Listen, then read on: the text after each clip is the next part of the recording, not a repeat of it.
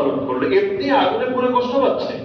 এখানে মোমবাতি জ্বালানোর মানে কি? তুমি কি বোঝাতে চাচ্ছ আগুন তোমাকে থ্যাংক ইউ, তোমাকে ধন্যবাদ, তুমি একটা ভালো কাজ করেছো, আগুনে পুড়িয়েছো তুমি তাদেরকে, না পুরালে আমরাই পুড়ে দিতাম। আগুন জ্বালানোর মানেটা কি? পাল্টাটা তাদেরকে কি এই মোমবাতির টাকা দিয়ে বরফ কিনে দে, মোমবাতির টাকা দিয়ে হসপিটালের ফি দে, এতে কাজ হতো। কিন্তু ওইগুলো না করে মোমবাতি জ্বালাচ্ছে। এদের মাথায় যে কোন শয়তানি কিলিবিলি করে আল্লাহ ভালো জানে। বৈশাখ আসলে দেখবেন হুতুম পেঁচা নিয়ে বের হয়েছে, এসো হে বৈশাখ এসো এসো। এই এপ্রিল মাসের 14 তারিখ, বেশি দিন বাকি নাই, দেখবেন এই পুলিশ প্রহরার মধ্যে মঙ্গল শোভাযাত্রা, নামও কি মঙ্গল শোভাযাত্রা। এইরকম শোভা করলে মঙ্গল আসবে। কোন বিজ্ঞানে আছে? ধর্মবাদ দিলে বড় তো ধর্ম মানেই না। কোন দেশের বিজ্ঞানে আছে? এটা কি মেড ইন চায়না বিজ্ঞান না মেড ইন জাপান বিজ্ঞান? কোন দেশের বিজ্ঞানে আছে এভাবে রাস্তায় মিছিল করলে তাহলে দেশের মধ্যে মঙ্গল আসে?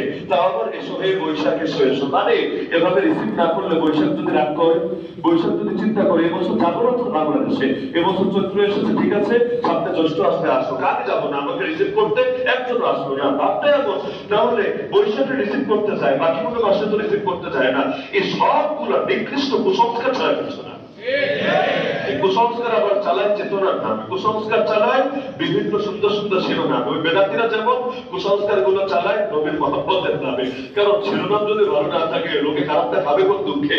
বাংলাদেশে কত কিছু যে চলে এক নামে, আমি উদাহরণ দিতে চাই না, কার টাকার গায়ে গিয়ে রাখবে। পুরান টাকার বিভিন্ন জিনিস আছে বাংলাদেশে বেশ প্রসিদ্ধ আছে না?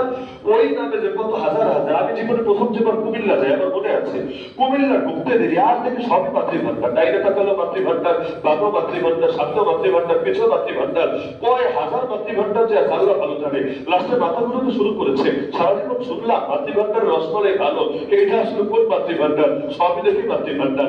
দোকানে পণ্য কিনতে গেলে দেখবেন একটা বাটা, একটা বাট্টা, একটা বাটরা, একটা অ্যাপেক্স, একটা অ্যাপক্স, একটা অ্যাপিক্স, মানে একটু একটু ব্যস্ত রাখে, একটা ও একটা রসই। মাঝে মাঝে মাথায় ধরতে চায় না, নামের আগে একটা নিউ, নামের শেষে একটা এদিক সেদিক। এই নাম বেঁচে খাওয়ার যে চেতনা ব্যবসায় ঢুকেছে, একই চেতনা ইসলামে ঢুকেছে। সুন্দর সুন্দর নাম দিয়ে 2 নম্বর জিনিস মার্কেটে চালায়, একই চেতনা যারা দেশ চালায় ওদের কলিজার মধ্যে গিয়ে ঢুকেছে। এজন্য তরিকাও ভালো হওয়া লাগে, শুধু নিয়ত ভালো হলে চলে না। নিয়ত হলো সন্তান হলে মাদ্রাসায় পড়াবে, খুব ভালো কথা। তাই বলে কি জিনা করা হালাল হবে? নিয়ত হলো কষ্ট বলে থাকবে, ভালো কথা। তাই বলে কি মদ খাওয়া জায়েজ হবে? কারাগারে দেখা যায় গণহারে সবাই মাদকে জড়ায় যায়, সর্বনিম্ন সিগারেট সবাই খায়, যারা বাইরে কিন্তু এরাও গিয়ে খায়। কেন? একটা বিল ছড়িয়ে গেছে যে এভাবে এগুলো খেলে কষ্ট বলে থাকা যায়। ওই কবে কে বলেছে অপবিজ্ঞানের কথা, ব্যাস এবার ধুলাইয়া খাওয়া শুরু করেছে। তবু যদি কষ্ট বলে থাকা যায়, তো কষ্ট বলে থাকবে ভালো জিনিস, জিকির করো। কষ্ট বলে থাকবে ভালো জিনিস, কোরআন তেলাওয়াত করো। কারণ আল্লাহ বলেছেন কোরআন তেলাওয়াত করলে দিল ঠান্ডা হবে, ডিপ্রেশন দূর হবে। আল্লাহ বিযিকরিল্লাহ তাতমাইন্নুল কুলুব। তো যেটা করা দরকার এটা করো না।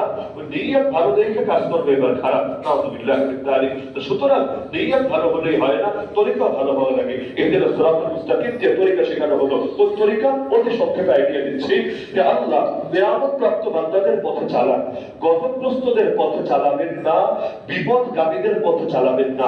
3 শ্রেণীর মানুষ পেয়ে গেলাম। কয় শ্রেণী?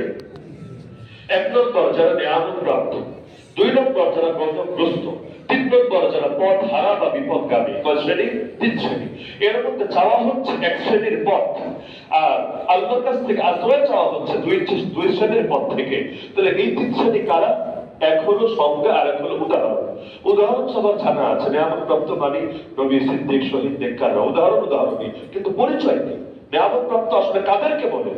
নিয়ামত প্রাপ্ত তাদেরকে বলে যাদের ভেতরে 2টা গুণ আছে। কয় গুণ? 1 নম্বরে তারা হক চেনে, হকের এলেম আছে। 2 নম্বরে হক চিনে শেষ না, হক মানে, হকের আমল আছে।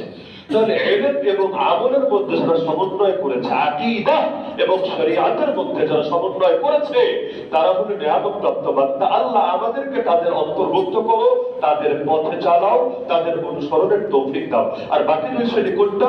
গজবগ্রস্ত বাণী হলো যারা চেনে তবে মানে না, যেমন ইহুদিরা। আল্লাহ কোরআনে বলেছেন নবীকে এমন ভাবে চিনেছে যেভাবে নিজের পুত্রকে চেনে। আল্লাযীনা আতাইনাহুমুল কিতাব ইয়ারিফুনাহু কামা ইয়ারিফুনা আবনাআহুম। তাহলে মানে নাই কেন? কারণ মানলে ধান্দা বন্ধ হবে, স্বার্থে আঘাত লাগবে। ওরা ভেবেছিল ওদের বংশে নবী আসবে, কিন্তু অন্য বংশে এসেছে। এখন নবীকে মানলে একটু খাটো হয়ে যায় না? ওরা একটু চেনার পরও মানতে পারে নাই। তো হক চিনেও যারা মানে না, যেমন আবু জাহাল হক ঠিকই চিনেছে, রাতের বেলা গিয়ে কাঠ পেতে পেতে নবীর কোরআন তেলাওয়াত শোনার চেষ্টা করে, আর দিনের বেলা নবীর হত্যা করার ষড়যন্ত্র করে। তো চেনার পরেও যারা মানে না, আমার ধারণা বাংলাদেশের অনেক মানুষ এই ক্যাটাগরিতে আছে। এরা ভালো বোঝে, বসিয়ে দেন মাইকের সামনে আমাদের চাইতে সুন্দর ওয়াজ করে দিতে পারবে, কিন্তু এমন আকাম কুকাম করে ওয়াজ। ওই মাহফিলে এখন তো শুধু হুজুররা বয়ান দেয় না, নেতাজিরাও বয়ান দেয়। এমন সুন্দর বয়ান শুনলে মনে হবে তাকে তো সুলতানুল ওয়াইজিন, বাংলাদেশের শ্রেষ্ঠ বক্তা ঘোষণা দেওয়া দরকার। তাকে তো খাতিবুল খুতাবা, একদম সব বক্তাদের চাইতে শ্রেষ্ঠ বক্তা হিসেবে অভিহিত করা দরকার। কিন্তু তার ক্যারেক্টার একটু ঘাসলে দেখবেন ওর মতো বাটপার, ওর মতো গুন্ডা, ওর মতো শয়তান এই পুরো সমাজে দ্বিতীয় একটা খুঁজে পাওয়া যাবে না। হয় নাকি হয় না? জানে কিন্তু মানে না, জানে কিন্তু মানে না। আর বলা তাহলে বিপদগামী মানে হলো জানেও না, আর না জানলে মানবে কিভাবে, মানেও না। তাহলে শ্রেণী হলো কয়টা? তিনটা। এক শ্রেণী জানে এবং মানে, নিয়ামত প্রাপ্ত। আরেক শ্রেণী জানে তবে মানে না, কতগ্রস্ত। আরেক শ্রেণী এটা হাবা, জানেও না মানেও না, এটা হলো একদম শেষ শ্রেণী, তবে কতগ্রস্তের চাইতে ভালো। যেমন ওমর রাদিয়াল্লাহু ইসলাম গ্রহণের আগে তিনি ছিলেন এই আব্বাসের অন্তর্ভুক্ত। মানে কি, তিনি হক চিনতে পারেন নাই, না চিনতে পেরে তরবারি নিয়ে বের হয়েছে নবীর কল্লা কাটবে বলে। তো যেই মাত্র চিনেছে, কারো বয়ান দেওয়া লাগে নাই, ওয়াজ করা লাগে নাই, তবলিগ করা লাগে নাই, কিচ্ছু লাগে নাই, খালি কোরআনের সূরা তাহার কয়েকটা আয়াত পড়েছে, এক সেকেন্ডও দেরি করে নাই, সঙ্গে সঙ্গে বলেছে আমাকে নবীর কাছে নিয়ে চলো, কালেমা পড়ে মুসলমান হয়ে যাবো। তাহলে যারা চেনে না প্লাস মানে না, এরা ওই আগেরটা চাইতে একটু একটু কম খারাপ, এটাও খারাপ তবে আগেরটা চাইতে একটু কম খারাপ। আর বলবেন হুজুর এর বাইরে আরেক শ্রেণী হতে পারে না, যারা জানে না তবে মানে। আমি বলবো এটা সম্ভব না, শ্রেণী তিনটাই হবে, জানে এবং মানে, জানে তবে মানে না, জানে না মানে না। এটা কেমনে সম্ভব? জানে না তবে মানে, এটা সম্ভব? জানে না তবে মানে সম্ভব? সম্ভব না। তাহলে এই যে তিন শ্রেণীর পথ, এর মধ্যে আপনাদের পথ কোনটা হওয়া উচিত?